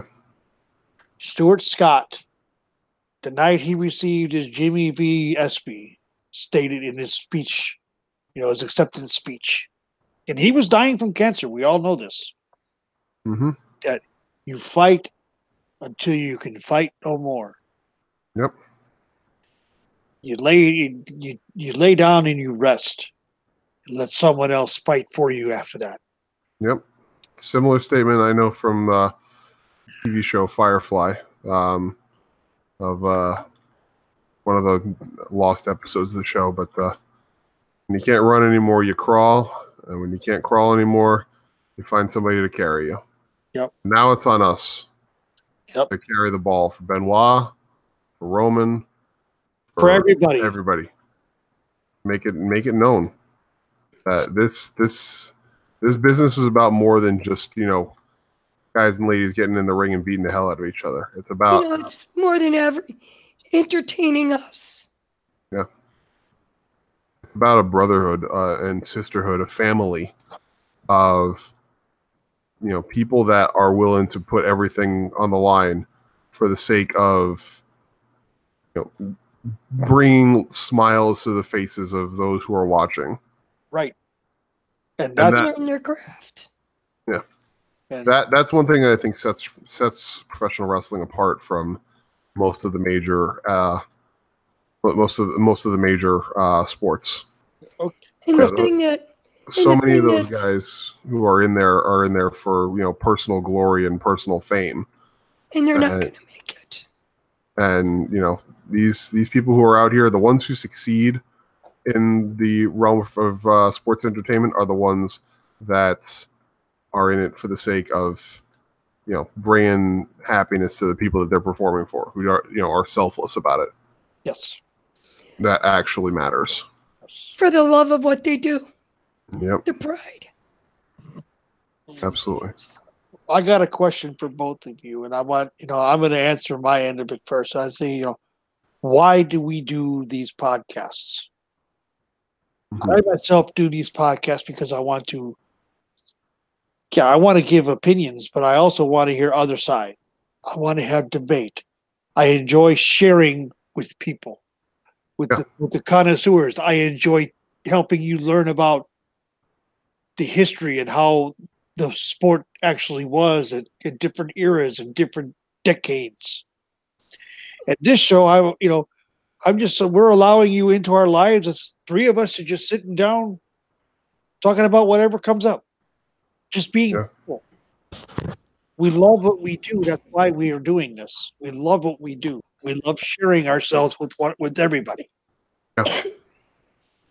And like today's show, it's to show people that even though there's love of what they do, the damage they're doing to their bodies, what can happen? Nobody's safe from anything. Anything can happen to anybody. Exactly. Yeah. But to show even though some things were bad, show these people the respect that they deserve. Absolutely. Yep. And Chris, now, why do you do podcasts? I got started podcasting because I wanted an outlet for my love of broadcast. And over time, it has evolved into something much greater than that, because I have found a great community of people to do this with that are stellar individuals. And I value the time that I have with everybody that is part of this network. And I value the ability to discuss this thing which I am so passionate about with like-minded individuals who are willing to hear all of these divergent viewpoints and be willing to be receptive to them, because that's the biggest thing. Yeah, we may not always agree. Yeah, but we don't have to. And that's the thing that makes this so much different than radio for me, and why I love radio. I always have, but this is a different kind of love for me, in that I know that I can be expressing my own viewpoints, and people will be willing to listen. You can be yourself. Yeah. And that's not something that you get a whole lot of the time in other venues. Nope. So, all right, Chris, a great deal. Yep, it's that time. We need to break up the table. Yep, it's time to put the table away. Yep, time to put it away. But before we go, of course, we need to make sure that you guys know where you can hear us for the rest of the time. Yes. We are out here. So start with LL. Taker and LL, where can we find you? You can find me on Twitter, Windstorm64, and you can find me at Connoisseurs of Wrestling on Monday nights. Excellent. Yes. And Taker, where can we find you? You can find me, of course, at Takers_Minion on Twitter. I'm always, I don't really tweet much. I read, and I do a lot of direct messaging stuff because I don't like to put my life out there in public for everybody else's consumption. Certainly. And I don't like a lot of the drama that's there. Certainly. I can agree with on Saturday mornings at 11 Eastern, 10 Central Time, where we talk wrestling with my fellow good brother in MDS, Mr. Dr. Senju. We talk about wrestling. We talk about. I know this will be a subject that will be talked about, this Roman Reigns thing this weekend. I think every podcast out there is doing something about Roman. Yeah. And you can find this. You can also catch me Monday nights at 8 Eastern, 7 Central for connoisseurs of wrestling. And good brother Chris, where can they find you? Well, during the course of the week, you can always reach me on Twitter at CrazyChris576. And you can find me, not this week, but because this week we are off, but normally on Thursday nights with Two Guys One Sport, myself and George Atsavas, at Two Guys One Sport, number 1 in the handle on Twitter. On YouTube for the next few weeks before we make the switch over to Twitch. Yes. The first week of December, we will be officially on Twitch full time. But find Two Guys One Sport, please, and come check us out Thursday nights, 9 Eastern, 8 Central. And if you are looking for any non-wrestling related content, feel free to find me over on my personal Twitch page, twitch.tv/crazychris576, where I do a whole lot of different video game live streaming and trying to develop just a good community of people. Yep. Find me playing Borderlands 2, Destiny 2, and whatever else strikes my fancy. So if you are interested in that, come on by. Yeah. Don't forget, we got all the other shows that are part of the Los Ingobernables, the podcast family. That is Connoisseurs of Wrestling, which I stated earlier is Monday nights at 8 Eastern, 7 Central. They also got Grounds for Development, which usually drops Thursday mornings after they record on Wednesday nights. So, and of course, there's this show that'll be once a month. It's a special. Yep. It'll be just the three of us coming together to talk about whatever we feel like talking about. Yep. And we're going to be a lot more serious. There's no cut up, carry on. I mean, yeah, there's jokes will be had and there'll be chuckles and whatnot, but we're not going to go off the rails. Mm-hmm. We're trying to stay focused. For LegendsLover and Crazy Chris Colgan, this is Taker's Minion. A hearty fuck cancer. Fuck cancer. We love all of you listeners. I love you guys both. And good night. Good night. Good night.